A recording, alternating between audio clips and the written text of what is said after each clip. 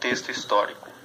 O pensamento histórico crítico nasce no final da ditadura militar, durante um momento de estabilidade política nacional, entre o governo Geisel e Figueiredo, que acontece ao final dos anos 70 e início dos anos 80. Nessa época, o Brasil estava em processo de abertura política e movimentos civis ganhavam força. O Brasil deixava de aceitar passivamente a repressão e começava a reivindicar seus direitos. Observa-se aqui um pensamento mais crítico em relação aos dogmas impostos pelo governo, que são as bases do pensamento histórico crítico.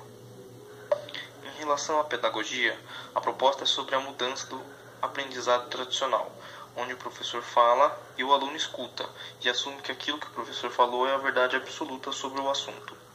Aplicando a educação física, o pensamento histórico crítico se dá na mudança do ensino padrão militar para o ensino lúdico, com brincadeiras e jogos voltados ao estímulo motor do aluno. Essa quebra do ensino tradicional militar na escola sofre uma influência visível do pensamento marxista de esquerda, visto que o objetivo dessa proposta pedagógica é a criação de um pensamento crítico, contrário aos dogmas militares, uma das bases das ideias marxistas. Esse é o resumo das bases filosóficas que sustentam a pedagogia histórico-crítica. Bases filosóficas da pedagogia histórico-crítica. A filosofia da pedagogia histórico-crítica é formulada a partir do pensamento contrário ao pensamento vigente da época, fim da ditadura militar.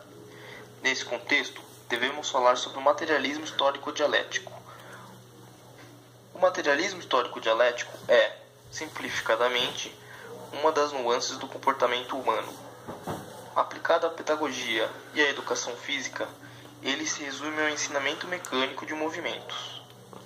Isso é a influência dos modos sociais do capitalismo burguês e do militarismo da época sobre a pedagogia e a educação física.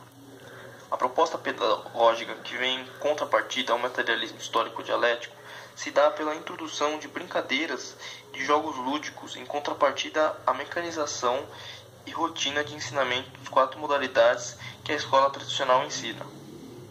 Educação física na era militar. A primeira faculdade de educação física do Brasil foi criada por militares, o que fez com que suas bases de ensino estejam diretamente correlacionadas com as práticas militares. A rígida hierarquia, os ensinamentos de exercício mecânico e a inexistência de jogos lúdicos são características muito claras da forte influência militar sobre os métodos de ensinamento dessa faculdade.